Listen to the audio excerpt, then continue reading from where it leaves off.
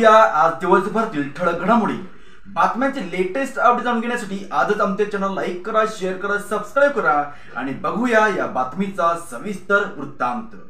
दिनांक 29 जानेवारी 2024 रोजी कोल्हापूर जिल्ह्यातील कनेरी मठ येथे पार पडलेल्या डिजिटल मीडिया संपादक पत्रकार संघटनेच्या अधिवेशनात उपमुख्यमंत्री अजितदादा पवार यांचे शब्द ठरले लक्षवेधी। पाहूया त्यांची प्रकट मुलाखत। संपादक पत्रकार संघटना महाराष्ट्र राज्याच्या वतीने राज्याचे लोकप्रिय उपमुख्यमंत्री नामदार अजितदादा पवार साहेब यांचे आजच्या या सोहळ्याप्रसंगी मी मनपूर्वक स्वागत करते।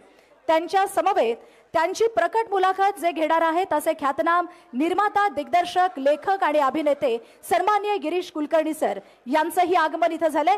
सन्माननीय गिरीश कुलकर्णी सरांसाठी ही जोरदार टाळ्यांची दाद आपण देऊयात। त्यांचंही स्वागत या कार्यक्रमासाठी या प्रसंगी आपण करूयात। महाराष्ट्र राज्यातून आलेल्या हजारोंच्या संख्येने डिजिटल मीडियामध्ये योगदान देणाऱ्या सगळ्या पत्रकार आणि संपादक मान्यवरांनी यंदाचं हे दुसरं राज्यस्तरीय महाअधिवेशन या ठिकाणी यशस्वी करण्यासाठी आपलं योगदान दिलेलं आहे आणि अगदी सकाळी 9 वाजल्यापासून या महाअधिवेशनाला अगदी भरभरून प्रतिसाद देणाऱ्या सगळ्याच आमच्या या संघटनेला जोडल्या गेलेल्या सदस्यांचं स्वागत आणि या समारोप सोहळ्याप्रसंगी कार्यक्रमाचं स्वागत या ठिकाणी करतायत डिजिटल मीडिया संपादक पत्रकार संघटनेचे संस्थापक अध्यक्ष आणि आपले खंबीर नेतृत्व असणारे, खरं तर आपल्या सर्वांचे जरांगे पाटील म्हटलं तर काही वावगं ठरणार नाहीये असे सन्माननीय राजा माने साहेब, जोरदार टाळ्यांनी आपण त्यांना इथे आमंत्रित करूयात। या समारोप सोहळ्याचं स्वागत करण्यासाठी मी त्यांना आमंत्रित करते। सन्माननीय राजा माने साहेब। या अधिवेशनाचा समारोप ज्यांच्या उपस्थितीत आणि ज्यांच्या प्रकट मुलाखतीने होतोय असे महाराष्ट्राचे लाडके नेते, आपल्या सर्वांचे लाडके दादा उपमुख्यमंत्री अजित दादा, महाराष्ट्राच्या कला क्षेत्रात ग्रामीण महाराष्ट्र आणि ग्रामीण महाराष्ट्रातली पात्र नक्की कशी आहेत हे आपल्या चित्रपटाच्या माध्यमातून सिने जगताला दाखवणारा कलाकार, अभिनेता, निर्माता, दिग्दर्शक, लेखक गिरीश कुलकर्णी या अधिवेशनाला उपस्थित असलेले, या ठिकाणी उपस्थित असलेले सर्व लोकप्रतिनिधी ज्यांचा आज पुरस्कार देऊन आपण गौरव करतोय, ते महाराष्ट्रातल्या वेगवेगळ्या क्षेत्रातले हिरे आणि अगदी चांदा ते बांदा भागात विखुरलेल्या डिजिटल मीडियाच्या वाड्या वस्त्यावर पोहोचलेल्या पत्रकार बंधूंनो, भगिनींनो, आज सकाळच्या सत्रात आदरणीय शाहू महाराजांच्या हस्ते आपल्या अधिवेशनाचं उद्घाटन झालं। चंद्रकांत दादा, त्याचबरोबर खासदार धनंजय महाडिक यांच्या उपस्थितीत आपलं पहिलं सत्र सुरू झालं।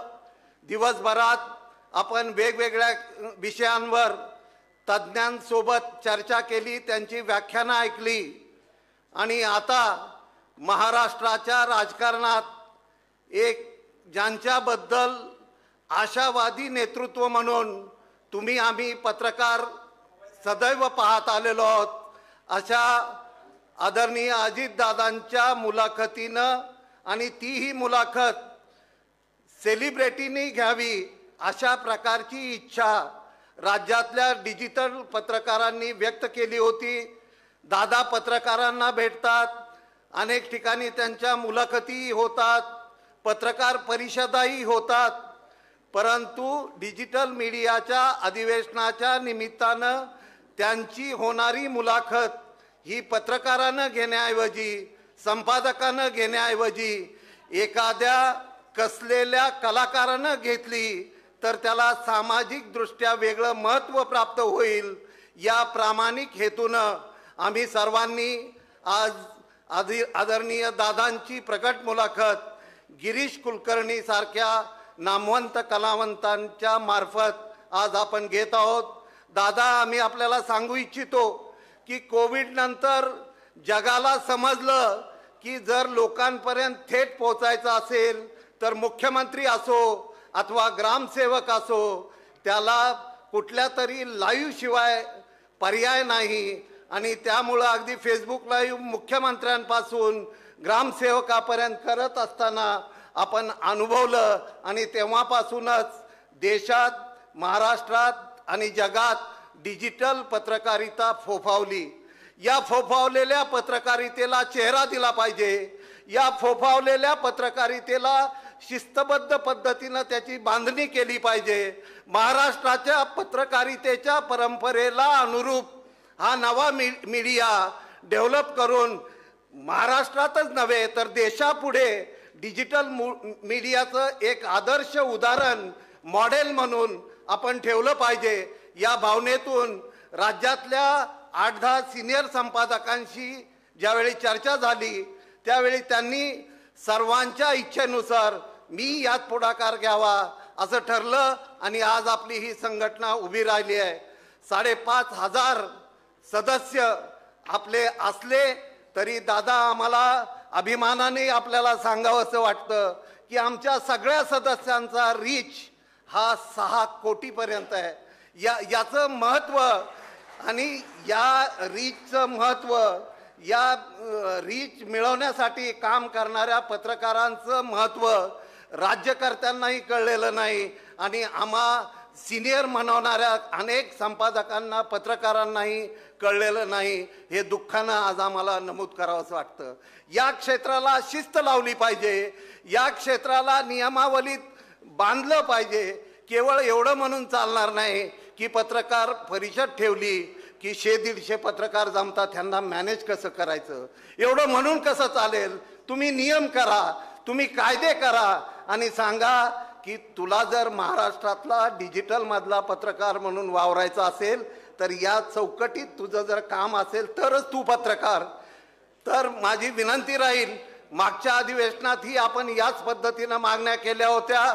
मी आदरणीय दादा, या राज्याचे मुख्यमंत्री एकनाथराव शिंदे, आदरणीय उपमुख्यमंत्री देवेंद्रजी यांचं मनापासून आभार मानतो. ते यासाठी की डिजिटल मीडिया, रेडिओ माध्यम आणि इलेक्ट्रॉनिक माध्यम या 3 माध्यमांना श्रमिक पत्रकार कक्षेत घेण्याची आपण जी प्रक्रिया सुरू केली, जो ठराव केला आणि केंद्र सरकारला पाठवला, ते डिजिटल मीडियावर आपण केलेले उपकार महाराष्ट्रातला डिजिटल पत्रकार कधीही विसरणार नाही.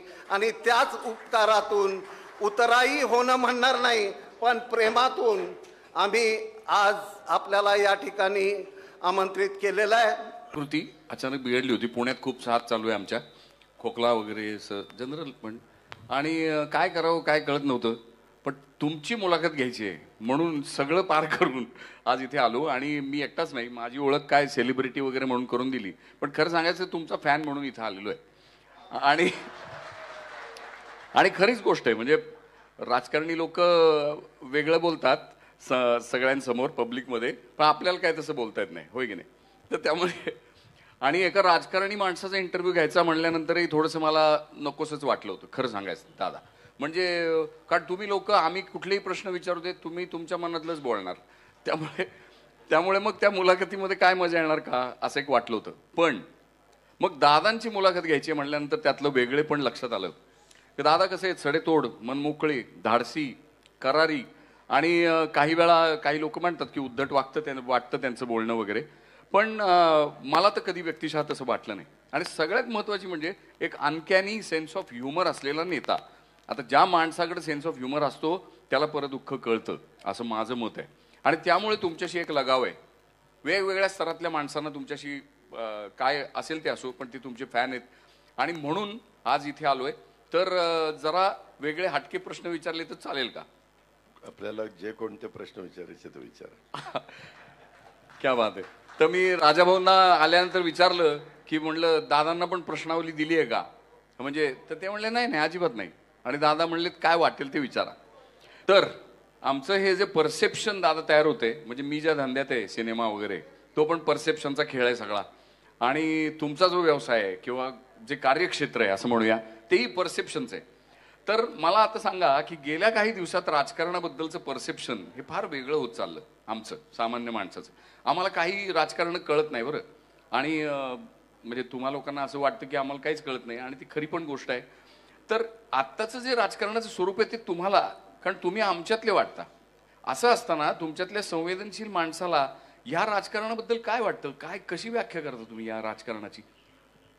काय झालं, अलीकडच्या काळामध्ये काही राज्यांच्या मध्ये एका पक्षाचं सरकार येण्याचे दिवस संपलेले आहेत. आता तुम्ही बघितलं असेल कालच बिहारमध्ये काय घडलं ते. पूर्वीचा काळ तसा नव्हता. अलीकडच्या काळामध्ये वेगवेगळे राजकीय पक्ष वेगवेगळ्या पद्धतीने आपली आपली भूमिका मांडण्याचा प्रयत्न करत असतात, परंतु त्याचबरोबर जर एखाद्याला बहुमत नसेल तर बहुमत मिळवण्याच्या करता काही इतर सहकाऱ्यांना पण बरोबर घेऊन त्यांना सरकार स्थापन करावं लागतं. आता 2019ला देखील सरकार स्थापन करत असताना काँग्रेस आणि राष्ट्रवादी ही एकत्र महाविकास आघाडी म्हणून लढली, आणि त्याच वेळेस 25 वर्षाची मैत्री असणारा शिवसेना आणि भारतीय जनता पक्ष हे एकत्र लढले.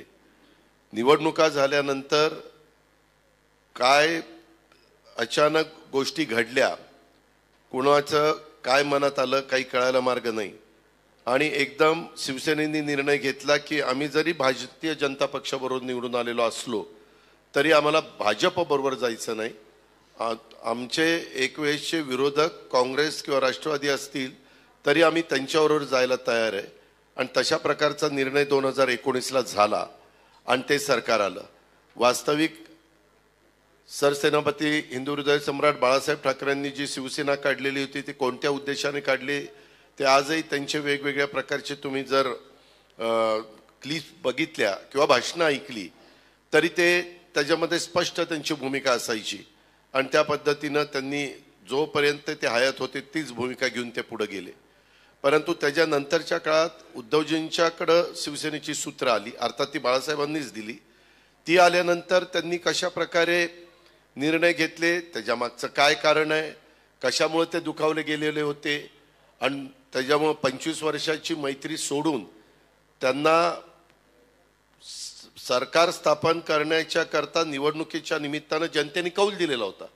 कारण दोघांची संख्या यांची 105 यांची 56 म्हणजे क्लिअर मेजॉरिटी 161 होती, शिवाय अपक्ष होते. परंतु त्यांनी ती भूमिका घेतली आणि वरिष्ठ पातळीवर तिन्ही पक्षाच्या वरिष्ठांनी ठरवलं, आणि कुणाच्या ध्यानीमनी नसताना, पत्रकार मित्रांच्या ध्यानीमनी नव्हतं, ज्यांचा राजकारणाच्या संदर्भातला गाढा अभ्यास आहे त्यांनाही वाटलं नाही, परंतु अचानक घडलं आणि ते सरकार अस्तित्वात आलं. आणि त्याच्यातून विचारधारा वेगळी, भूमिका वेगवेगळ्या वेगळी. मग काय करायचं तर कॉमन मिनिमम प्रोग्राम केला गेला, आणि कॉमन मिनिमम प्रोग्राम करून त्याच्यातलं ज्या विषयावर मतभेद आहेत ते विषय बाजूला ठेवायचे, जे विषय मतभेद विरहित आहेत परंतु राज्याच्या भल्या करतायत, राज्याचं कल्याण करणारे आहेत, राज्याला पुढे नेणारे आहेत, ते विषय घ्यायचे. परंतु दुर्दैवाने त्या मधल्या काळामध्ये 1.5-2 वर्ष संपूर्ण जगात, राज्यात, आपल्या देशात करोना आला, आणि त्या करोनाच्या काळात बराच काळ आमचा त्या करोनामधनं लोकांना बाहेर काढण्याच्या करता, त्याच्याकरता जे काही पायाभूत सुविधा देणं वगैरे अशा पद्धतीनं गेला. आणि नंतर पण हे सरकार चाललेलं असताना 2.5 वर्ष झाल्यानंतर आत्ताचे राज्याचे मुख्यमंत्री सन्माननीय एकनाथराव शिंदेंनी वेगळी भूमिका घेतली. त्याच्यात पण त्यांचं पक्षांतर्गत काय ठरलं मला माहिती नाही, परंतु भूमिका घेतली. ते राज्याचे प्रमुख झाले, देवेंद्रजी उपमुख्यमंत्री झाले, सरकार त्याचं काम करायला लागलं, आम्हाला विरोधी पक्षामध्ये बसायला लागलं. मी आपल्याला एक सांगतो की नुसतं विरोधी पक्षामध्ये बसलं तर तुम्ही विकासाची कामं करू शकत नाही. तुम्ही विरोध करू शकता, सत्ताधारी पक्षाच्या ज्या काही चुका होतील त्या जनतेला दाखवू शकता, तुम्ही सातत्याने जागृत राहायचं काम करावं लागतं. जर एखादी गोष्ट घडली तर त्याच्यामध्ये विरोधी पक्ष नेता म्हणून किंवा विरोधी पक्ष म्हणून तुम्हाला तुमची भूमिका तिथं स्पष्टपणे मांडावी लागते. अशा प्रकारच्या गोष्टी त्या ठिकाणी कराव्या लागतात. परंतु आता आम्ही महाराष्ट्रामध्ये ज्यावेळेस फिरत असतो, पूर्वीचा काळ फार वेगळा काळ होता. आताच्या काळामध्ये त्या गावच्या सरपंच असतील, उपसरपंच असतील किंवा गावातले कुणी कार्यकर्ते असू द्यात, कुठल्याही राजकीय पक्षाचे असू द्यात, त्यांना आपली विकासाची कामं झाली पाहिजेत माझ्या गावातले प्रश्न सुटले पाहिजेत, माझ्या नगरपालिकेच्या वॉर्डाचे किंवा कॉर्पोरेशनच्या वॉर्डाचे प्रभागाचे प्रश्न सुटले पाहिजेत. अशा प्रकारे कटाक्षाने त्यांचा कल असतो, प्रयत्न असतो आणि मग त्याच्यातून 5 वर्षांनी पुन्हा निवडणूक आल्यानंतर ती महिला राखीव तरी वॉर्ड होतो किंवा पुरुष असतो किंवा ओबीसी होतो, SC ST होतो, अशा वेगवेगळ्या प्रकारच्या गोष्टी त्याच्यामध्ये घडतात. आणि ते सगळ्या गोष्टी ह्या अलीकडच्या ह्या 5 वर्षाच्या काळात, म्हणजे आता ह्या सगळ्या गोष्टीला जवळपास 4.25 वर्ष झाली. ह्या 4.25 वर्षाच्या काळात महाराष्ट्रातल्या जनतेने या सगळ्या गोष्टी कशा कशा झालेल्या त्या पाहिलेल्या आहेत. त्याच्यावर प्रत्येकजण विचार करत असताना वेगळ्या पद्धतीने विचार करतो. मगाशी राजाभाऊ मानेंनी सांगितलं त्या पद्धतीनं साधारण इलेक्ट्रॉनिक मीडिया, सोशल मीडिया यांचा खूप मोठा पगडा आता ह्या सगळ्या गोष्टीवर आहे. मागं देखील 2014ला जेव्हा देशाचे पंतप्रधान नरेंद्र मोदी साहेब झाले त्यावेळेस सोशल मीडियाचा वापर किती वेगळ्या पद्धतीनं करता येऊ शकतो आणि जनाधार कसा बदलू शकतो हे उभ्या भारताने बघितलं. त्याच्या आधी परदेशामध्ये ते चालायचं, आपल्या इथं तितक्या पद्धतीनं कधी घडलेलं नव्हतं, परंतु आपल्यामध्ये 2014ला घडलं आणि त्या प्रकारे बदल झाला. 2019ला पण तीच परिस्थिती आपल्याला देशात पाहायला मिळाली. आता उद्याची 2024ची परिस्थिती आपल्या सगळ्यांच्या समोर आलेली आहे. हो, पण हे तुम्ही म्हणताय खरं की आपल्या नगरपालिकेचा, महानगरपालिकेचा विकास करायचा वगैरे. आम्ही काय पाहतो की प्रत्येक जणाची धाव सत्तेकडे आहे, सगळ्या गटातली लोक, सगळीकडची. आणि राजकारण म्हणजे काय, मग एक साधा मुलगा जो ज्याला राजकारणाचं स्वप्न पडतं तो पहिलं होर्डिंग लावतो आणि मग त्या होर्डिंगमधनं आमच्यासारखी माणसं जेव्हा गावात प्रवेश करतात तेव्हा आम्हाला कळतं की इथले गुंड कोण आहेत, बरोबर. आणि मग त्यांच्यापासून मग तिथूनच सुरू होतं की त्यांना नमस्कार करत पुढे दाबवा. आता एका बाजूनी राजकारणाचं इतकं स्वार्थकारण त्याच्यात आलं, दुसरीकडनं गुन्हेगारीकरण आलं, भली धेंड अशी, आणि ती सरळ सत्तेमध्ये जातात आणि तुमच्यासारखी जी आमच्या विश्वासाची माणसं वरती बसलेली आहेत ती ते होऊ देतात. तर हे कसं काय? मी माझ्या स्वतःच्या राजकीय जीवनाला सुरुवात केली. राजकारण हा माझा पिंड नव्हता. मी असंच तिथं काम करत करत बारामतीमध्ये सुरुवात केली लोकांचे प्रश्न सोडवायला आणि त्याच्यातून मला संधी मिळत गेली. जनतेने मला पाठिंबा दिला. मी काँग्रेस पक्षामधनं मला खासदारकीची पहिल्यांदा संधी दिली. राजीव गांधी त्यावेळेस हयात होते, परंतु दुर्दैवाने आमचा प्रचार चालू असतानाच राजूजींच्याबद्दलची जी घटना घडली आणि राजूजी आपल्यातनं चेन्नईच्या परिसरात श्रीपेरुंबद्दूरच्या बाबतीमध्ये घडली आणि ते आपल्याला सोडून निघून गेले. त्याच्यानंतर 1 महिना प्रचार लांबलेला होता. तो पहिला काळ होता. त्यावेळेसची परिस्थिती आणि आताची परिस्थिती याच्यामध्ये जमीन आसमानाचा फरक आहे. दर 25 वर्षांनी नवी पिढी पुढे येत असते. ती पिढी कुठल्या वातावरणात वाढलेली आहे त्याच्यावर ती सज्ञान झाल्यानंतर, नागरिक झाल्यानंतर, वोटर झाल्यानंतर ती त्या पद्धतीनं विचार करते. म्हणजे मी देखील माझं कॉलेजचं शिक्षण तर मी कोल्हापूरमध्ये शहाजी कॉलेजला केलं, त्याच्यामुळं मला ती पिढी आठवती. तो काळ होता 1978, 1980, 81चा. त्यावेळेसची परिस्थिती आणि त्यावेळेस लोकांचा, राजकीय लोकांच्याकडे बघण्याचा दृष्टिकोन, त्यावेळेस असणारे मग वेगवेगळे मान्यवर, यशवंतराव चव्हाण साहेब असतील, वसंतदादा पाटील असतील, हे दिग्गज मान्यवर, वसंतराव नाईक असतील, यांनी त्या काळात आपल्या महाराष्ट्रामध्ये सुसंस्कृत राजकारण कसं केलं पाहिजे हे चव्हाण साहेबांनी आपल्याला त्या काळात शिकवलं. त्यांची आजही पुस्तकं वाचल्यानंतर तुमच्या लक्षात येईल.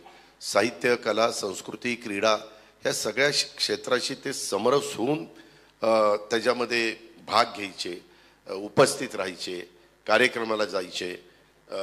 काही कार्यक्रम स्टेजवर चालू असलेला तरी महत्त्वाचं पद असलं तरी ते पब्लिकमध्ये बसून ऐकायचे, प्रतिसाद द्यायचे. ह्या गोष्टी नंतर फार कमी होत गेल्या आणि नंतरच्या काळामध्ये एखादा राज्याचा मुख्यमंत्री हा एवढा पॉवरफुल काही ठिकाणी झाला. उदाहरणार्थ NT रामाराव म्हणतील तीच आंध्रमध्ये पूर्व दिशा, नंतर चंद्रबाबू नायडू. इकडं तुम्ही आला तर चेन्नईला करुणानिधी किंवा जयललिता तर लागोपाठ एकट्याच्या ताकदीवर, त्यांच्यावर चित्रपट पण निघालाय. तो बघितल्यानंतर कळतं की कसं त्यांच्यावर किती वेगवेगळ्या प्रकारचे प्रसंग आले, परंतु त्या सगळ्या प्रसंगाला झुगारून त्यांनी एक स्वतःचं व्यक्तिमत्व डेव्हलप केलं आणि अम्मा म्हणून ते त्या भागामध्ये प्रसिद्ध झाल्या आणि पूर्ण देश पूर्ण राज्य हे त्यांच्या बरोबर राहिलेलं आपण सगळ्यांनी बघितलं. म्हणजे अशा प्रकारच्या गोष्टी अनेक राज्यांमध्ये घडल्या. मुलायमसिंग यादवच्या बाबतीमध्ये काही काळ घडलं, ममता बॅनर्जींच्या बाबतीमध्ये घडलं. ममता बॅनर्जी तर मध्ये एकट्या पडलेल्या होत्या, एकट्या व्हीलचेअरवर बसून प्रचार केला. आज डावे उजवे हात सगळे निघून गेलेले होते, परंतु वेस्ट बेंगॉलच्या लोकांनी त्यांना सपोर्ट केला. किंवा एकदम अचानक आलेलं व्यक्तिमत्व म्हणजे केजरीवाल.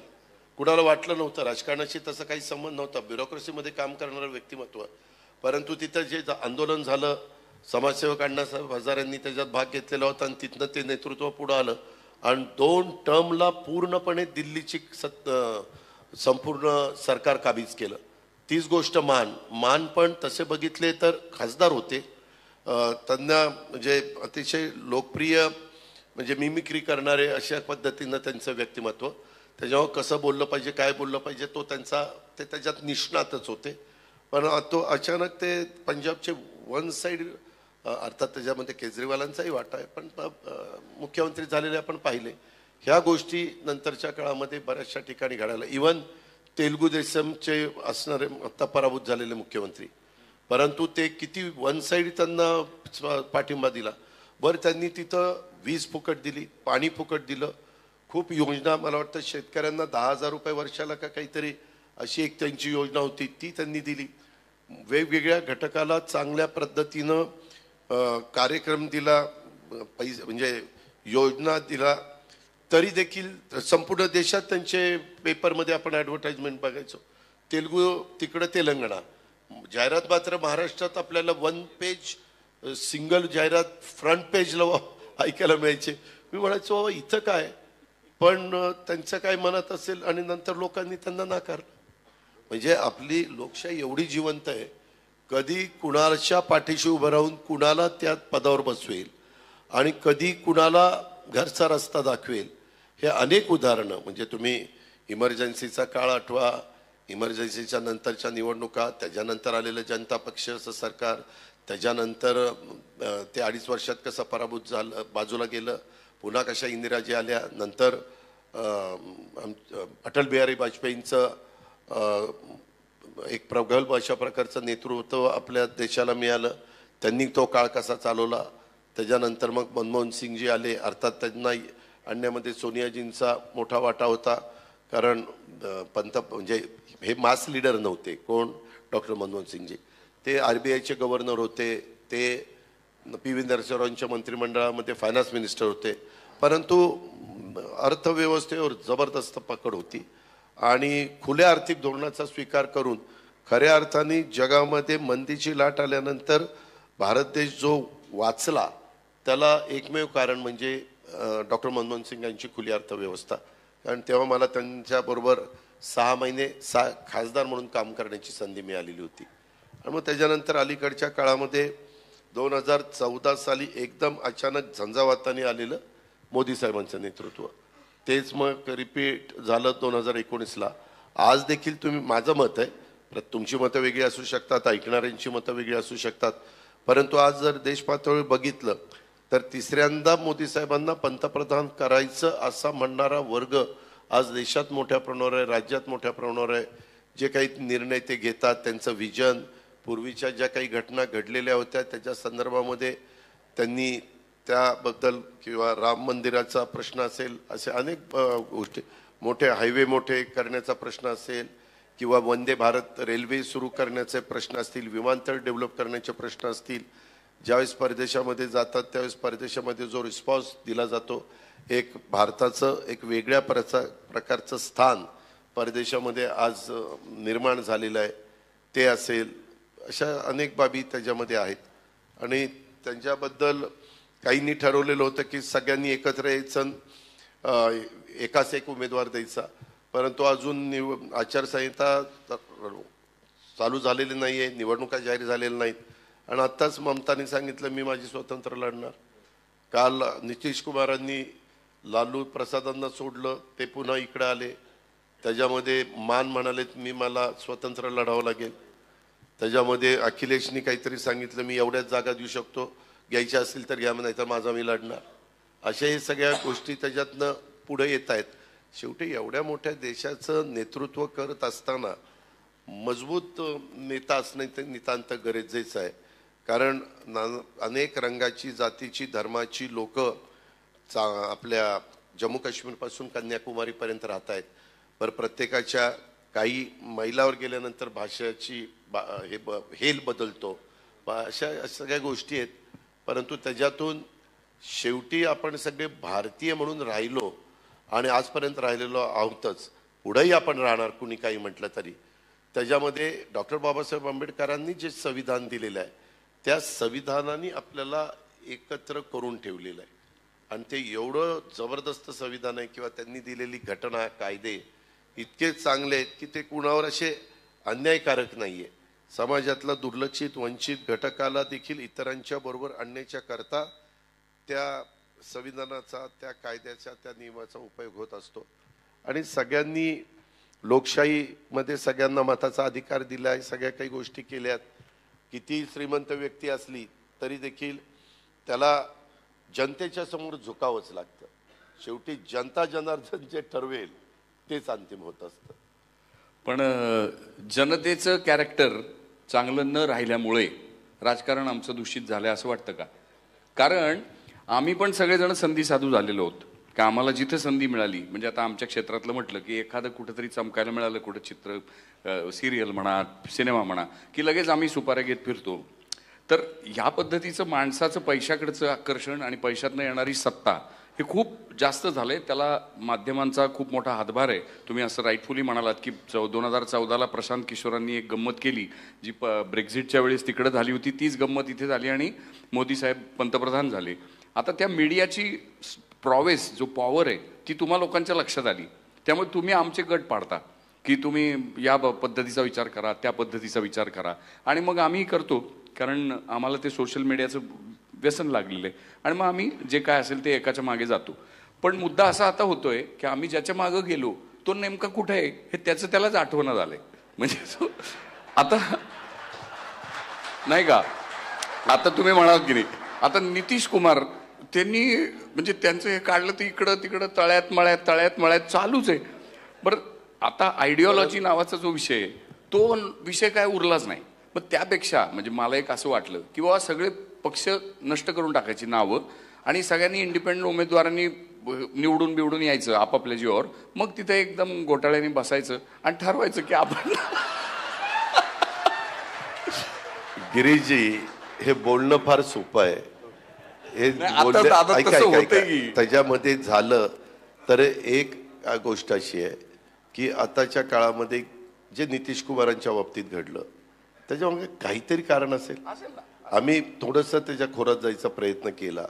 मला असं कळलं की लालू प्रसाद यादवांच्या पक्षाने ह्यांच्यातली काही आमदार फोडण्याचा प्रयत्न केला आणि त्याची कुणकुण राज्याचा प्रमुख म्हणून त्यांना त्या ठिकाणी लागली.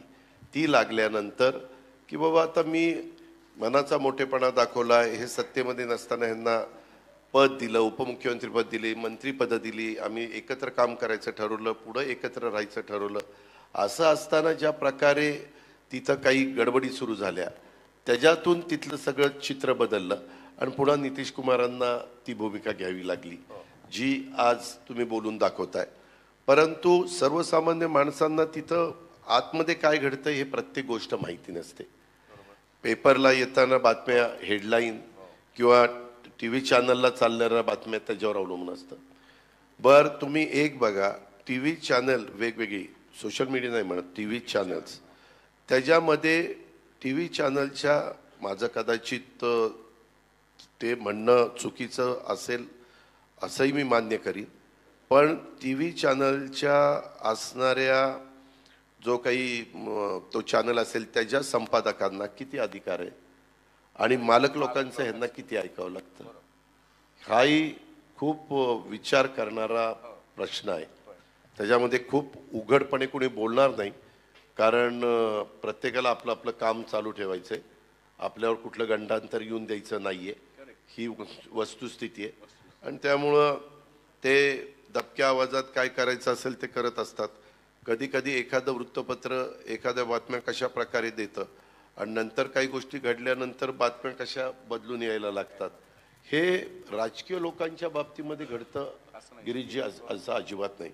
कुठल्याही बाबतीत घ्या तुम्ही, इंडस्ट्रीवाले घ्या, इंडस्ट्रीवाले पण सरकार बदललं तरी आत्ता राज्यकर्त्यांच्या जवळ असणारे उद्योगपती हे बरेचसे सरकारच्या सत्ताधाऱ्यांच्या बरोबर ते मिळतं जुळतं घेतात. का घेतात? त्यांना त्यांची इंडस्ट्री चालवायची, त्यांना त्यांच्या काही परवानग्या असतील त्या घ्यायच्या. ह्याच्यात फक्त आजपर्यंत जास्त कुणी नागरिक किंवा कुणी बोलू शकत नाही ती म्हणजे टाटा कंपनी. टाटा कंपनीनी पहिल्यापासून त्यांची एक जी प्रतिमा आहे ती प्रतिमा त्यांनी सांभाळलेली. त्याच्यामध्ये काय एकदम ते असे आले आणि 10-15 वर्षात एकदम टॉपला गेले असं त्यांच्या बाबतीत घडलं नाही. काहींच्या बाबतीत घडलं, त्यांचे कष्ट असू शकतात, त्यांचं म्हणजे डोकं असू शकतं.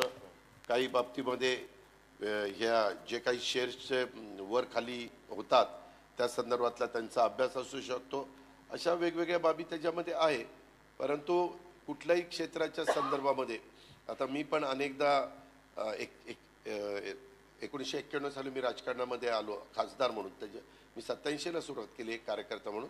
परंतु मी आज बघत असतो त्याच्यातनं अनेक कार्यकर्ते पण साधारण जनाधार कुठं आहे, पुढारी लोक जे असतात किंवा साधारण काय आपल्याला पाहायला मिळतंय, मग कुठं आपण राहिल्यानंतर आपले प्रश्न सुटतील, कुठं राहिल्यानंतर आपल्याला पद देखील मिळू शकेल वगैरे वगैरे असा विचार करतात.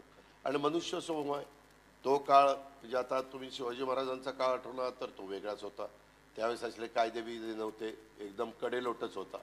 त्याच्यानंतरचा काळ बदलत बदलत गेला. ब्रिटिशांचा काळ वेगळा आला. ब्रिटिशांच्या काळात काही लोक ब्रिटिशांना सरेंडर झाले, काही लोक सरेंडर न होता शेवटपर्यंत लढत राहिले. देशाचा इतिहास बघितल्यानंतर काही राजघराणी यांनी ब्रिटिशांची मिळतं जुळतं घेतलं, त्याच्यावर त्यांचे किल्ले, त्यांचे महाल ते सगळे अबाधित राहिले. परंतु छत्रपती शिवाजी महाराजांचं किंवा छत्रपती संभाजी महाराजांचं तसं झालं नाही. ते लढत राहिले. कधी तह करत असताना ते थोडंसं 2 पावलं पुढं मागे सरले असतील, परंतु त्यांनी शेवटपर्यंत आक्रमकपणा त्या ठिकाणी सोडला नाही. तीच गोष्ट नंतरच्या काळामध्ये बाजीराव पेशव्यांच्या बाबतीमध्ये जर आपण बघितलं तर त्यांनी देखील तेच केलं. परंतु नंतरच्या काळामध्ये अनेक प्रकारचे बदल होत गेले. आणि आताही देश पातळीवर देखील आता USA मध्ये जे राष्ट्राध्यक्ष आहेत, खूप जण म्हणतात आता तिथं ते येतील अशी परिस्थिती नाही, आता तिथं ट्रम्प येतील. म्हणजे मागे ज्या ट्रम्पला त्यांनी नाकारलं कोणी अमेरिकेनी नागरिकांनी, त्यांनाच पुन्हा येण्याची खूप चान्सेस जास्त आहेत. अर्थात शेवटी मतदार राजा आहे, तो निर्णय त्या ठिकाणी घेईल. तसं आपल्याही देशामध्ये ही सगळी परिस्थिती बघत असताना देश एकसंघ ठेवण्याच्या दृष्टिकोनातनं अनेक जाती धर्माचे लोक, सेक्युलर विचारधारा ही देखील आपल्या देशामध्ये महत्त्वाची आहे. आम्ही आज ही भूमिका स्वीकारलेली असली तरी आम्ही सर्वधर्म समभाव ही भूमिका मी कुठं सोडली नाही. आज देखील नितीश कुमारांना विचारलं तर नितीश कुमार सरळ सांगतात माझं सेक्युलर विचारधाराच आहे. तीच गोष्ट ममता बॅनर्जीच्या बाबतीमध्ये. अनेकांनी राजकीय जीवनामध्ये काम करत असताना अनेकांशी मिळतं जुळतं त्या वेळची राजकीय परिस्थिती लक्षामध्ये घेऊन निर्णय घेतलेले आहेत किंवा लिडरशिपकडे बघून निर्णय घेतलेले आहेत. किंवा आज जसं एकेकाळी राजीव गांधींची लिडरशिप देशामध्ये मिस्टर क्लीन म्हणून इमेज होती आणि पंडित जवाहरलाल नेहरू इंदिराजींना जेवढ्या जागा नाही मिळाल्या तेवढ्या जागा राजीवजींना मिळालेल्या आपण पाहिल्या. परंतु 5 वर्षांनीच राजीवजींची सत्ता गेलेली पण ह्या भारताने पाहिलेली. अशा सगळ्या त्या गोष्टी आहेत. त्याच्यामुळे आताच्या काळामध्ये काळानुरूप थोडंसं सगळ्यांनीच आपलं मत त्याच्याबद्दल ठरवलं पाहिजे की बाबा हे जरा आता अस्थिर झालेलं आहे आणि प्रत्येकजण आपापल्या परीनं.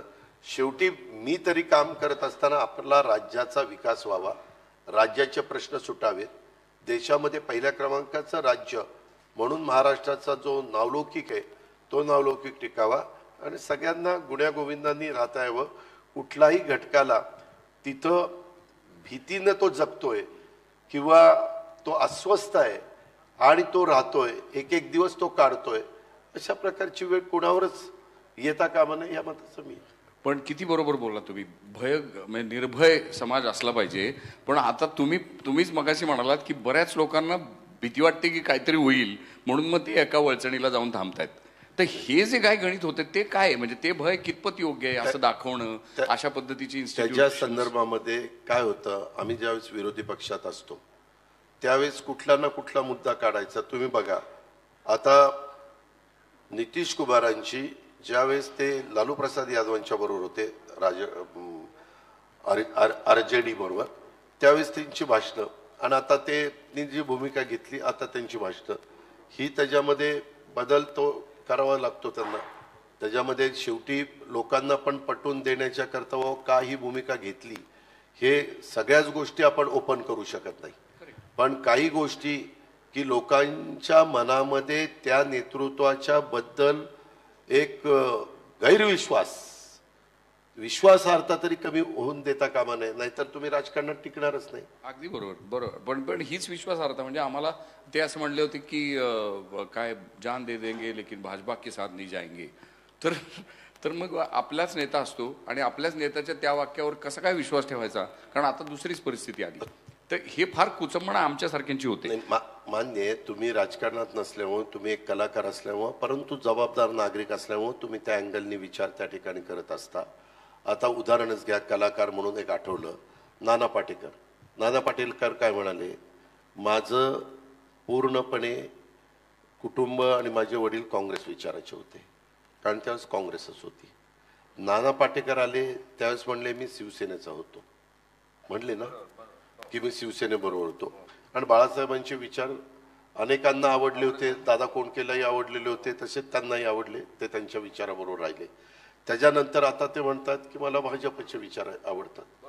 आता तीच व्यक्ती, तोच कलाकार, परंतु त्या काळामध्ये त्यांच्याही मनामध्ये मतपरिवर्तन झालं. त्यालाही काही कारण असू शकतात ना.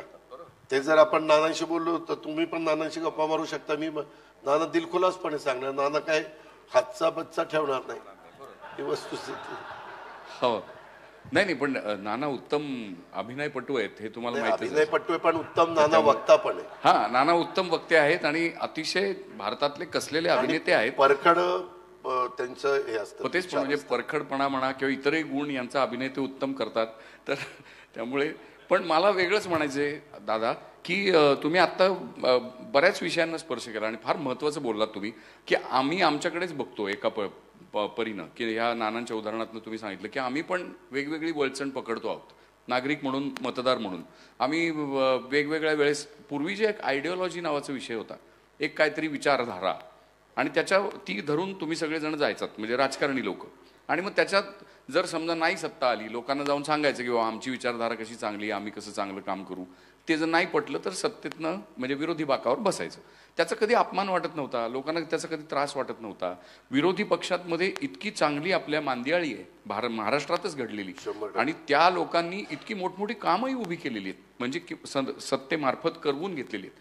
किंवा आता हे नुकतंच आडम मास्तरांनी जे उभं केलं सोलापुरात, आणि त्याला मोदी साहेबांनीच बळ दिलं. म्हणजे आडम मास्तर तर कधीच सत्तेत नव्हते, पण ते काम झालं सोलापुरात जे झालं ते. तर असं पूर्वी होत होतं. दुसरी गोष्ट म्हणजे इथे एक अत्यंत आदरणीय असं मोठं पवार साहेबांसारखं नेतृत्व एक तयार झालं होतं की ज्याच्या छायेखाली, छत्रछायेखाली अनेक जणांची नेतृत्व उभी राहिली. आता त्यांनी एखादा प्रश्न नवा विचारणं, आपल्याच वडिलांना प्रश्न विचारलंच पाहिजे. मी एक जाऊन द्या ना बाळासाहेब नावाचा सिनेमा केला होता याच विषयावर, की विचारले पाहिजेत, म्हणजे राजकारणामध्ये इन्व्हेन्शन काहीतरी नवता येईल. आणि तो तुम्ही इव्हेंच्युअली विचारला, पण तेव्हा नेमकी काय भावना झाली? म्हणजे आता माणूस म्हणून आणि पॉलिटिशियन म्हणून एक थोडं द्वंद्व झाला असेल. मी तुम्हाला सांगतो की मी पण बरेच वर्ष राजकारणात आमच्या वरिष्ठांच्या बरोबर काम केलेलं आहे. ज्या वेळेस जी भूमिका घेतली गेली, त्या भूमिका का घेतली गेली हे न विचारता एक कार्यकर्ता म्हणून त्या भूमिकेचं समर्थन करणं आणि पुढे जाणं, एवढा एकमेवच विचार आम्ही त्या ठिकाणी केला.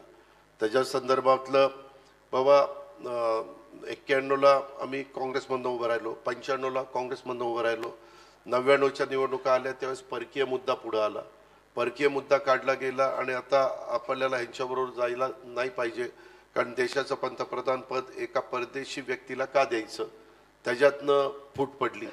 ठीक आहे, वरिष्ठांनी निर्णय घेतला, आम्ही मान्य केला.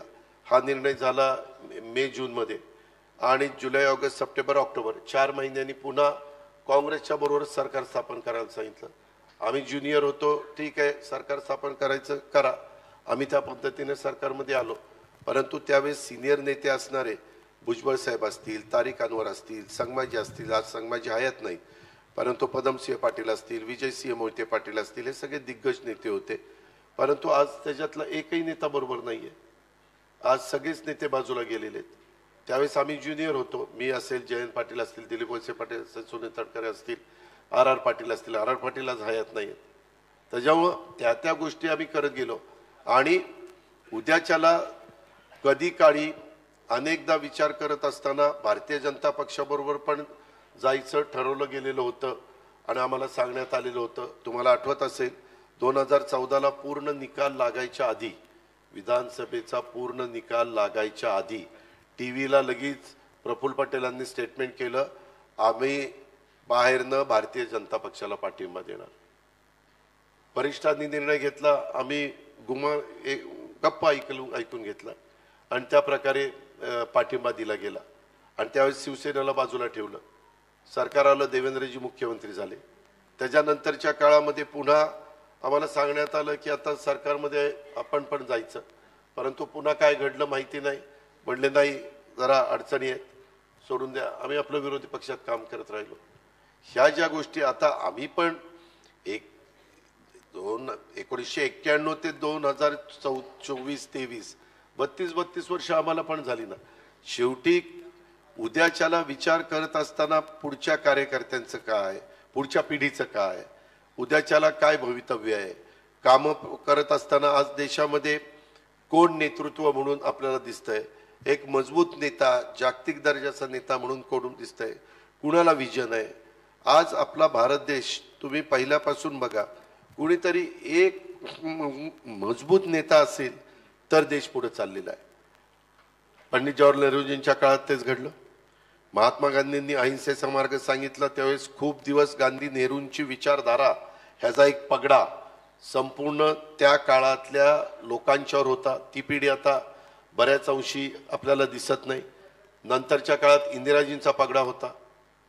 त्याच्यानंतरच्या काळामध्ये इंदिराजी जरा इमर्जन्सीच्या बाबतीत त्यावेळेस जनतेला वाटत होतं की हे चुकीचं झालेलं आहे, हे जरा हुकुमशाही पद्धतीचं झालेलं आहे, लोकांनी नाकारलं. त्याच्यानंतर पुन्हा काही बदल झाले, पुन्हा इंदिराजी आल्या, परंतु नंतर त्यांच्या कशा पद्धतीनं सुरक्षितेनं त्यांना म्हणजे त्यांच्यावर गोळ्या घातल्या हे आपण सगळ्यांनी बघितल्या. तो जबरदस्त धक्का आपल्याला होता. त्याच्यानंतरच्या काळात राजीवजी आले, राजीवजींचा काळ आपण सगळ्यांनी बघितला. याचा अर्थ ह्या देशामध्ये एक कोणतरी मजबूत नेता असल्याशिवाय देशाचा कारभार नीट चालत नाही, असं माझं स्पष्ट मत झालं आहे. माझं मागे जनता पक्षाच्या काळात त्यावेळेस अनेकांनी वेगळी भूमिका घेतली आणि वेगळी भूमिका घेऊन एक वेगळा बदल केला. जनता पक्ष म्हणून नवीन पक्ष उदयाला, नांगरधारी शेतकरी म्हणून त्या ठिकाणी आला. त्या काळामध्ये अनेकांनी विशेषतः बिहार, उत्तर प्रदेशमध्ये फार मजबूत भूमिका घेतली गेलेली होती आणि बाकीच्यांनी सगळ्यांनी साथ दिली. परंतु ते सरकार तर 2-2.5 वर्ष पण टिकलं नाही. अतिशय हुशार माणसं त्याच्यात होती, हुशार, परंतु ती हुशार माणसांची सगळी डोकी एकत्र आल्यावर सगळंच बट्ट्याबोळ झालं.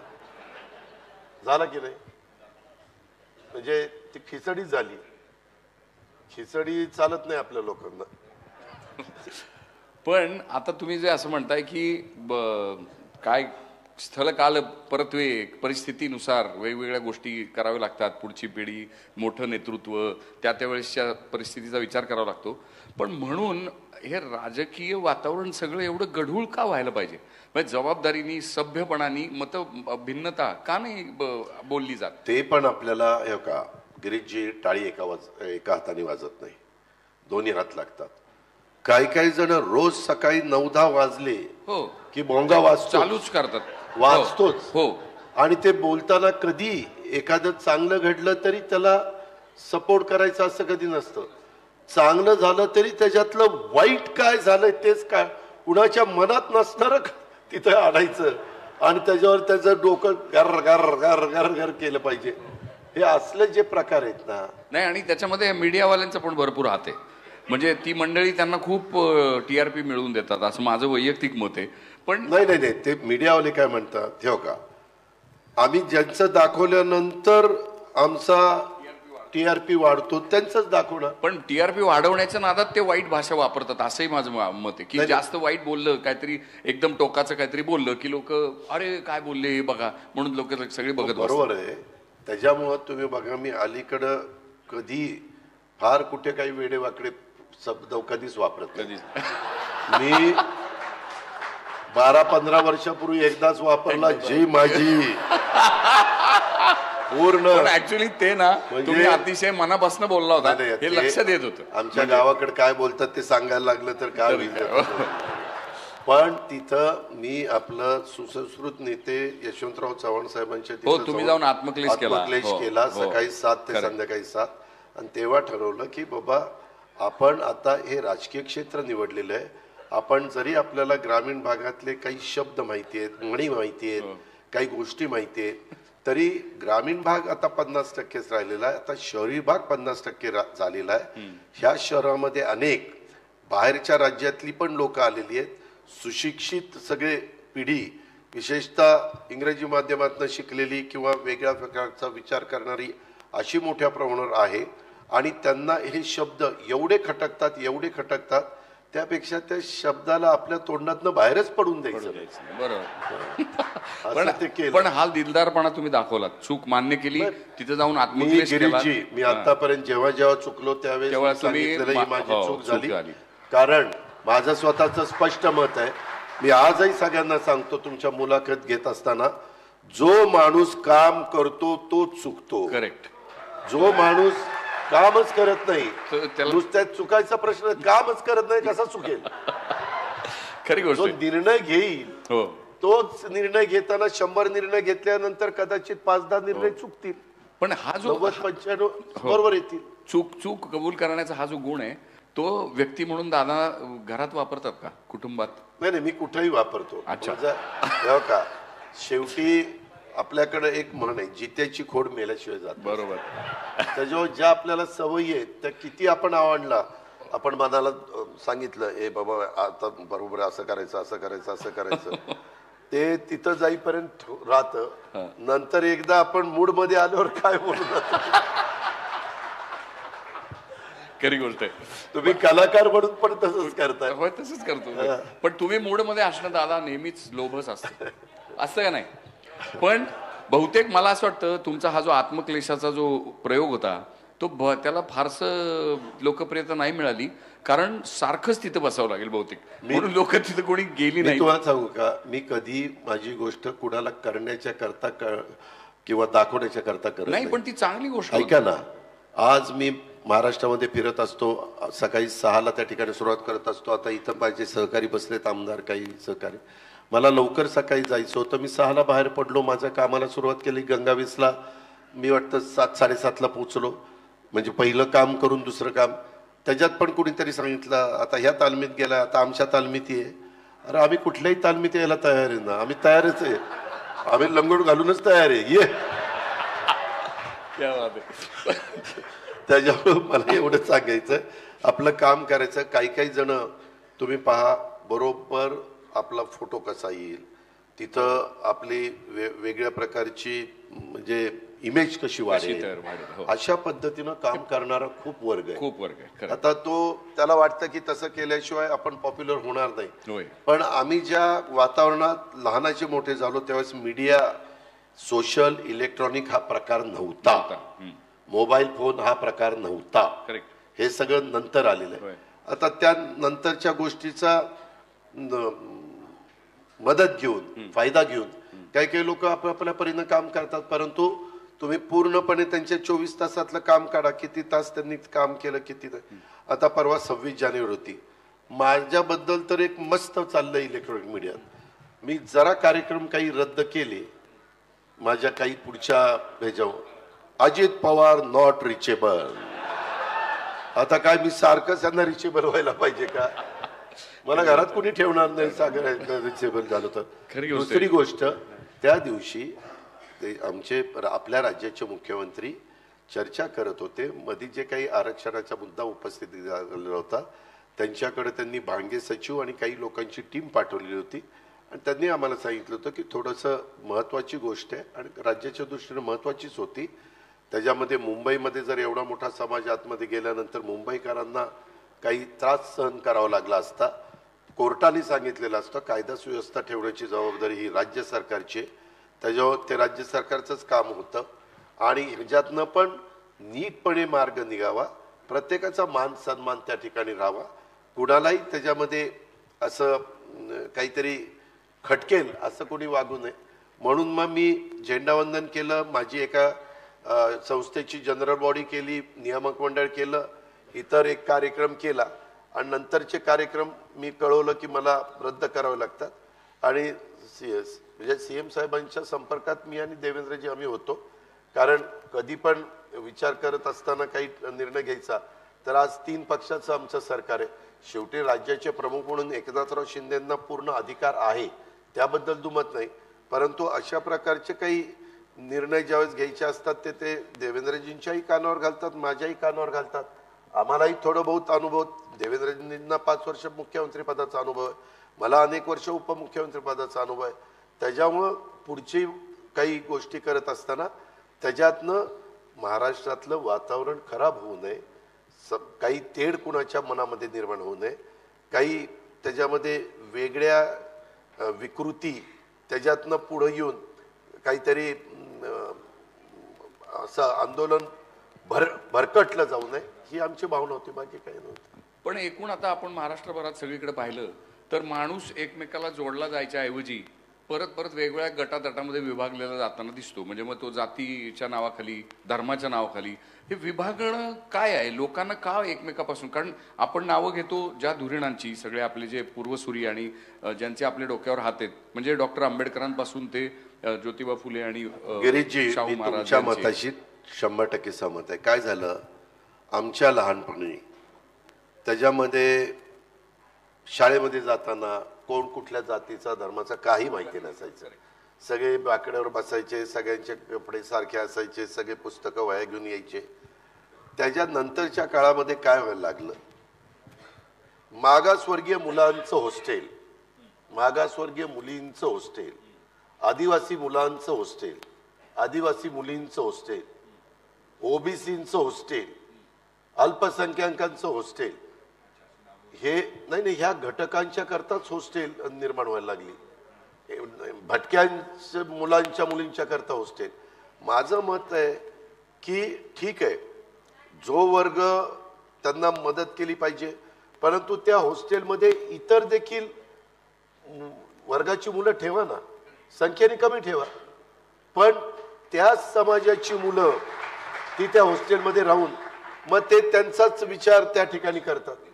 उद्याच्याला गिरीशजी कुलकर्णी असतील, अजित पवार असतील, राजा माने असतील, आणखीन कोण असतील, हे वेगवेगळ्या आडनावाची, वेगवेगळ्या जाती धर्माची मुलं ही एकत्र राहिली तर त्याच्यामध्ये देवाणघेवाण होते, त्याच्यामध्ये एकमेकाच्या बद्दलचं जी काही कधी कधी जी भावना वाढीला लागती, आपल्यावर अन्याय होतो, आपल्याकडे दुर्लक्ष केलं जातं, आपण संघटित झालं पाहिजे, आपण नाही संघटित झालो तर मग आपल्याला कुणी वाली राहणार नाही, हे जे काही सारखं त्याच्या डोक्यावर बिंबवण्याचं काम चालतं, हे गोष्टी कमी झाल्या पाहिजे. ह्याच्यात हॉस्टेलमध्ये जसं तुम्ही इंग्लिश मीडियम स्कूलमध्ये असेल, CBSE मध्ये असेल, तर तिथं हॉस्टेलमध्ये कोण कोण असतं, इंडियन, कोण असतं आफ्रिकन, कोण असतं अमेरिकन, कोण असतं म्हणजे वेगवेगळ्या देशातली मुलं मुली असतात आणि ते व्यवस्थित बसून मग ते थोडंसं तुमचे माझे सण काय आहेत, तुमच्या माझे काय पद्धती आहेत, ते एकमेकाशी बोलतात आणि ह्याच्यातनं एकरूपपणा यायला मदत होते. मी अनेकदा सांगतो, मी कॅबिनेटला पण सांगतो, परंतु काय काय म्हणतात ते तसलं काही काढू नका, उगीच कुणाला दुखवायला नको, इलेक्शन जवळ आलीत, कुठल्या समाजाला दुखवायला नको. अरे कुठलं त्या आमचं सगळं त्या इलेक्शनवरच जाऊन पडतंय. काही झालं, इलेक्शन आलं, त्यांना हे माफ करा, त्यांना ते द्या, तिथं ते करा, तिथं ते करा. अरे इलेक्शन तर 5 वर्षांनी येणार, परंतु आपण मेसेज काय देतो, समाजामध्ये ज्यावेळेस आपण मेसेज द्यायचा प्रयत्न करतो त्यावेळेस थोडंसं प्रगल्भपणा, थोडंसं संकुचित वृत्ती डोक्यात काढा ना. त्याच्यात आम्ही पण काढायला तयार आहे, परंतु त्याच्यात बघा स्वतःला शहाणा समजायला लागलाय, आता मोठा नेता झालाय, आता अध्यक्ष झालाय पक्षाचा. तर पण मी आज आता तुम्ही विचार केला, पण मी कॅबिनेटला अनेकदा सांगतो, मी नाशिकच्या सभेत सांगितलं, ह्या घटकाचं आता महाज्योतीचं हे वसतिगृह, सारथीचं हे वसतिगृह, बार्टीचं हे वसतिगृह, आदिवासीचं हे वसतिगृह, नाही ही समरसता आणायला पाहिजे आहे. आणि त्याच्यासाठी म्हणजे असं वाटतं की तुमच्यासारखे पुढारी जर जनतेला रोखठोकपणाने हे सांगतील की बाबा हे बरोबर आहे, तर ते कदाचित बदल घडतील, पण सावकाशीने घडतील, लगेच काय घडतील अशातला भाग नाही. पण एका दुसरी इलेक्शन सोडावी लागेल कदाचित त्यासाठी. पण तोपर्यंत आमचं वय होऊन जायचं. नाही नाही नाही दादा, तुम्ही अजून यंग आहात. तर पण आता म्हणजे देशभरामध्ये भाजपबद्दल विरोधी पक्ष असं म्हणतो की हे पक्ष फोडतात आणि सत्ता कमवतात. अशा माणसांबरोबर जाऊन बसताना मग अडचण येते. तुम्ही मला सांगा, काँग्रेसचं ज्यावेळेस सरकार होतं, काँग्रेसच्या सरकारच्या काळात काँग्रेसही तेच करत ऐका ना, ज्यावेळेस जुन्या लोकांना माहिती असेल किंवा अभ्यास करणाऱ्यांना, 1957च्या इलेक्शनमध्ये तुमच्या माझ्या महाराष्ट्रात, विशेषतः पश्चिम महाराष्ट्रामध्ये शेतकरी कामगार पक्ष फार स्ट्रॉंग पक्ष होता, फार स्ट्रॉंग होता. इतकी मजबूत फळी होती, इतकी जबरदस्त त्यांची भाषणं व्हायची, विचारधारा वगैरे एवढं जबरदस्त होतं. त्यावेळेसचं एक सुसंस्कृत नेतृत्व चव्हाण साहेबांनी त्यांना सगळ्यांना सांगितलं, तुम्ही तिथं एवढं सगळं करत बसून विरोधी पक्षात राहून तुम्हाला कामं होणार आहेत का? तुम्ही काँग्रेसमध्ये या, काँग्रेसमध्ये आल्यानंतर तुमची कामं होतील, तुम्हीच त्या ठिकाणी निर्णय घ्याल. आणि असं करून त्यांनी ते शेतकरी पक्षाचा, कामगार पक्ष मग थोडा रायगडमध्ये राहिला, थोडा सांगोल्यात राहिला, थोडा आमच्या कोल्हापूरमध्ये राहिला, असं काही ठिकाणी राहिला आणि आता फार संख्येने कमी राहिलेला. असा तो काळ, असं प्रत्येकानेच त्या त्या काळामध्ये करत गेलेले आहेत. बेरजेचं राजकारण, तर बेरजेचं राजकारण चव्हाण साहेब करायचे. आताच्या काळामध्ये काय झालंय, शेवटी आज आम्ही राज्यामध्ये 144 आमदार निवडून आणू शकत नाही, आम्हाला राज्यात कारभार पण करायचा आहे. आज देशामध्ये नेतृत्वाकडे नजर टाकली तर माझं पुन्हा स्पष्ट मत आहे की नरेंद्र मोदींच्या शिवाय दुसरा पर्याय आज देशात दिसत नाही. मग त्यांच्या नेतृत्वाखाली त्यांचं विजन आणि त्यांचं जे काही सकाळपासून कामाची पद्धत, म्हणजे दिवाळी नाही, सण नाही, काही नाही, ह्याला बॉर्डरवर जायचं, जवानांच्या मध्ये ते साजरं करायचं, जेटलॅग नाही, परदेशातनं आलं की लगेच कार्यक्रम. त्या दिवशी सोलापूरला आडम मास्तरांचा कार्यक्रम झाला, दुपारी म्हणले मी जाणार आहे साऊथमध्ये आणि संध्याकाळी जाणार आहे तामिळनाडूमध्ये आणि तिथून पुढं दिल्लीला. मी सगळं ते सराजम दिसतो, विमानं, अमुक तमुक, सिक्युरिटी, हे ते वगैरे वगैरे, पण जे मेहनत आणि जे कष्ट आणि डोक्याला जे सतत एवढ्या मोठ्या देशाचा कारभार सांभाळणं, आजूबाजूच्याही राष्ट्रांच्या मध्ये कुठं काही कुरापती झाल्यानंतर तिथं ताबडतोब निर्णय घेणं आणि ते निर्णय लेचे पैसे न घेणं, जे काही असेल ते ठोस निर्णय घेणं, ह्याच्यामध्ये शेवटी प्रत्येकाच्याच मनाला एक त्रास होतच असतो, टेन्शन असतं, प्रेशर असतं. पण त्यांनी ते हे केलेलं आहे, स्वीकारलेलं आहे आणि ते काम करतायत. हे बाकीचे भांडत बसतात एकमेकाशी. पण हे ज्या तपास संस्था आहेत त्यांचा वापर करणं म्हणजे बऱ्याच लोकांचं काही निघतच नाही, चालू राहतं तपास, ही झाली आणि त्यांचं काही निघत नाही. हे कसं काय? त्या संदर्भामध्ये आमच्या पण तपास यंत्रणांनी तपास केलेला आहे. ठीक आहे, तपास यंत्रणेचा तपास करणं हे त्या ठिकाणी काम आहे. आता मागे काय होतं, एकच गोष्ट सारखी सारखी सारखी सांगितल्यानंतर लोकांना त्याच अँगलने ते विचार करतात. आमचं मधल्या काळात महाआघाडीचं सरकार होतं, त्यावेळेस गिरीश महाजनांना अडचणीत आणण्याचा प्रयत्न झाला नाही का? त्याच्या संदर्भामध्ये तपास यंत्रणेकडनं देवेंद्र फडणवीसांना अडचणीत आणण्याचा प्रश्न झाला नाही का? कितीतरी लोकांची मी तुम्हाला नावं दाखवतो. हो ना, मी दोन्ही बाजूनी म्हणतोय, हे कशाला असं का केलं जातं? ते त्याच्या संदर्भामध्ये जर माहिती काही मिळाली आणि तर तपास केला तर गोष्ट त्या ठिकाणी वेगळी. खरं तर ह्या सगळ्या संस्थांना स्वायत्तता आहे, त्यांनी स्वायत्ततेचा वापर करून त्या गोष्टी केल्या पाहिजेत असं माझं स्पष्ट मत आहे. पण त्याच्यात ज्यावेळेस कुणाच्या बाबतीत घडतं त्यावेळेस बोललं जातं की तपास यंत्रणा येतील. आता त्याचा बोबाटा जास्त होतो. इन्कम टॅक्सला जर वाटलं की यांनी इन्कम मोठा केलाय परंतु टॅक्स दिला नाही तर ती यंत्रणा तपास करणारच. माझ्याकडे आता फायनान्स आहे, माझ्याकडे GST आहे, म्हणजे SGST माझं म्हणजे राज्याचं स्टेटचं आणि CGST केंद्राचं. तर आम्हाला पण त्या CGSTला SGSTला हे रेट टाकायचा अधिकार आहे. त्याच्यामध्ये कुणी चुकीचं सापडलं तर जेलमध्ये टाकायचा अधिकार आहे. पण मी त्या कमिशनरला सांगतो, तुझं जे असेल तुझी टीम नियमाप्रमाणे करा. कुणालाही त्याच्यात मुद्दामून बळजबरीनं कुणीतरी सांगते म्हणून त्रास देता कामा नये.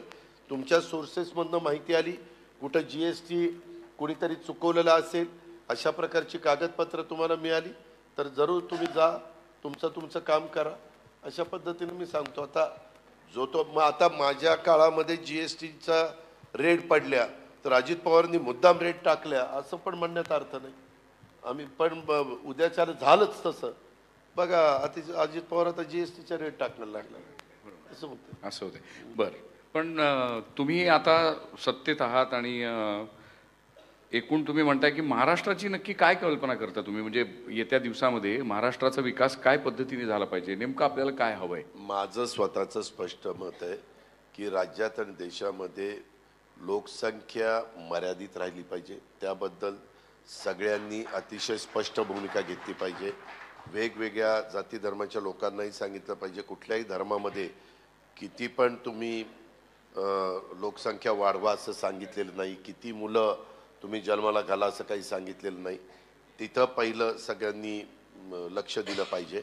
आणि त्याच्यानंतरच्या काळामध्ये वेगवेगळ्या आत्ता तरुण मुलगा तयार झाल्यानंतर त्याचं क्वालिफिकेशन पूर्ण तो ग्रॅज्युएट झाल्यानंतर त्याच्यानंतर तो त्याच्या पायावर उभं राहायला पाहिजे, अशा प्रकारचं शिक्षण तिथं देण्याची गरज आहे. पूर्वी होतं 11वी म्हणजे ब्रिटिशांच्या काळापासून 11वी PD FY SY TY 75ला ते थांबलं, म्हणजे 47 ते 75 पर्यंत होतं. 75 ते आत्तापर्यंत 10वी 11वी 12वी FY SY TY असं आलं. त्याच्यात बदल केले पाहिजेत. आता काही गोष्टीचं शिक्षण देऊन त्याचा काहीच मुलींना उपयोग होत नाही. ते जरा पुस्तकं बाजूला ठेवली पाहिजेत. त्यावेळेसची परिस्थिती बघून ती पुस्तकं तयार केली होती. आता जग इतकं पुढे गेलं, 21वे शतक आणि काय चंद्रयान वगैरे सगळं झालेलं आहे. त्या तुमच्या मोबाईलने तर सगळं जगच त्या मोबाईलमध्ये आणून ठेवले. पाहिजे ते कुठल्याही गोष्टी तुम्ही बघू शकता. अशा वेळेस त्याला अनुसरून शिक्षण त्या मुलींना त्या बाबतीमध्ये दिलं पाहिजे असं माझं स्पष्ट मत आहे. मी सतत हे सांगतोय. मी आज फायनान्स मिनिस्टर म्हणून एज्युकेशन मिनिस्टर दीपक केसरकर जे पूर्वी इथं पालकमंत्री होते त्यांनाही मी ते सांगितलं. ह्या क्षेत्रातले आमचे कमिशनर सूरज मांढरे असतील, ह्या क्षेत्रातले आमचे सचिव असतील, बाकीचे अभ्यासक असतील, त्यांनाही सांगतो की हे केल्याशिवाय गत्यंतर नसेल. काळानुरूप आपल्याला काही गोष्टीच्या बदल हा करावाच लागेल. काही ज्या आपल्या वर्षानुवर्ष चालत आलेल्या ज्या परंपरा आहेत त्या टिकवल्या पाहिजेत, त्याचा मानसन्मान ठेवला पाहिजे, वडीलधाऱ्यांचा आदर केला पाहिजे. त्याही बद्दल दुमत असायचं काही कारण नाही. पण त्यांनी पण त्या पद्धतीनेच वागलं पाहिजे. नाहीतरी आपला आदर करतोय म्हणून इच्छाचा ह्याला कसं पाहिजे तसं असंही करून चालत नाही. त्याच्यामध्ये म्हणजे प्रत्येकाने आपापल्या परीनं किंवा ठीक आहे आता आपलाही बराच काळ झाला, आता ह्यांना आपण त्या ठिकाणी संधी देऊया, पुढच्या पिढीला तयार करूया, त्याच्या पुढच्या तयार असं ते झालं पाहिजे. पण ते खरंच राजकारणामध्ये निवृत्तीचं वय असलं पाहिजे का? नाही, निवृत्तीचं वय कारण बाकी सगळ्या क्षेत्रात आहे हो. म्हणजे इव्हन आम्हाला सुद्धा आता आपली इतकी चांगली मुलाखत चाललेली का त्याच्यात मिठाचा खडा टाकायचा मिठाचं नाही तसं नव्हे, जनरल असं म्हटलं. पण मला आठवतंय दादा, म्हणजे तुम्हाला कदाचित ते माहिती नसेल, पण माहिती नसेल नाही तुम्हाला आठवत नसेल, पण माझे एक ज्येष्ठ मित्र आहेत जे कोयनेमध्ये चीफ इंजिनियर होते आणि मोडक आणि दादांनी त्यांच्या म्हणजे त्या दादा आणि ती सगळी अधिकारी टीम यांनी इतकं भन्नाट महाराष्ट्राला म्हणजे कायम आयुष्यभर आपण कृतज्ञ राहावं असं काम केलेलं आहे. आणि ते काम मी जाऊन तिथं पाहिलं, त्याच्यावर आम्हाला सिनेमा करायचा होता. आणि आम्हाला मोडक सर म्हटले की दादा परवानगी देतील तुम्हाला शूट बीट करायला तिथे, पण ते राहून गेलं. ते येत्या दिवसात करू आम्ही. पण विषय असा होता की लेक टॅपिंग केलं होतं आपण, आणि ते लेक टॅपिंग माहिती आहे ना, कोयनेचा मोठा जलसागर आहे आणि त्याच्यात खालून भोग पाडले आणि मग ते पाणी घेऊन आपण जलविद्युत तयार करतो. तर ते अलीकडे पाडलं गेलं होतं. ते म्हणजे जमिनीतनं भोग पाड, जमिनीतनं खालून, हा जमिनीतनं पाडलं होतं. तर ते अलीकडे पाडलं गेल्यामुळे उन्हाळ्यामध्ये पाणी मागं जायचं, सरायचं आणि ते उघडं पडायचं होतं आउटलेट, आणि तिथून मग जलविद्युत करता यायची नाही. म्हणून ते पुढे जाऊन आतमध्ये खोलात पाडायचं होतं जमिनीतनं भोग. तर ते काम करायला जे आपली कोयनेचं जे जलविद्युत केंद्र आहे ते फार इम्पॉर्टंट आहे, कारण ते भारताची सगळी महाराष्ट्राची सगळी ग्रीड बॅलन्स करायला उपयोगाला येतं. तर तिथली वीज निर्मिती बंद ठेवावी लागणार होती आणि दादांनी तो निर्णय दिला होता की करा बिंदास, मी सांगतो. आणि ते त्या सगळ्याच टीमनी म्हणजे फार धाडसानी ते काम केलं. भारतीय तंत्रज्ञांनी, ऑफिसर्सनी. आपल्याला नेहमी असं वाटतं की सरकारी माणसं काम करत नाहीत, पण ते मिरॅक्युलस काम केलं. आणि माझा तिथे असणारे मोडक म्हणून चीफ इंजिनियर आणि त्या सगळ्या टीमवर विश्वास होता. आपण आपल्या लोकांच्यावर विश्वास ठेवायला शिकलं पाहिजे. आपली लोक चांगलं काम करू शकतात, तेवढी धमक आणि ताकद त्यांच्यात आहे. सारखं शंका घ्यायची, जमल का नाही ह्याला, जमल का नाही ह्याला. ठीक आहे, 1 तास झाला 1 तास, हो 40 मिनिटं होते राजा. झालं आता शेवट. पण आमच्या डिजिटल मीडियाचा हा जो उदय जो आहे तो कोविडच्या काळामध्ये झाला आणि राजाभाऊ मानेंनी त्याचं संस्थापक म्हणून जबाबदारी घेऊन त्यांनी ते उभं केलेलं आहे. तर त्यांना त्या डिजिटल क्षेत्राला एक सन्मानानं वागणूक मिळाली पाहिजे. त्याच्याबरोबर मागाशी ऐका ना गिरीजी, मागाशी राजाभाऊ बोलत असताना मी ते बारकाईनं ऐकत होतो. आमच्याकडे ते डिपार्टमेंट आहे एकनाथराव शिंदे साहेबांच्याकडे, प्रसिद्धी आणि हे, पण मी तिथंच ढकलतो अशातला भाग नाही. मला सारखे फोन येत आहेत. पुढची माझा 5ला कार्यक्रम होता, हे काय हसन मुश्रीफांचे सारखे फोन येत आहेत.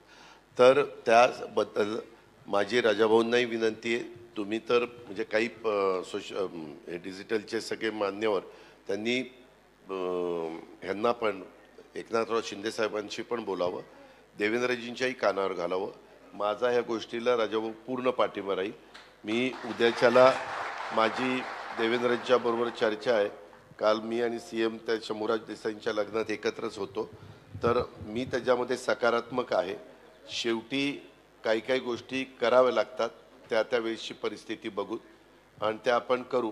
पण आपल्यातले जसं थोडंसं आम्हाला म्हणजे राजाभाऊंच्यामुळं आणि ह्या बाकीच्या सगळ्यांच्यामुळं मी जसा इथं आलो, तसं इतर पण एकनाथराव शिंदेंच्या संबंधित काही असतील, देवेंद्रजींच्या असतील, त्यांनी तिथंही प्रयत्न करावा, म्हणजे आपल्याला हे लवकर करून घेता येईल. मी अजिबात टाळत नाही, मी पूर्णपणे सकारात्मक या बाबतीत आहे. संपायची का? Thank you so much. किती तुम्ही दिलखुलास बोललात.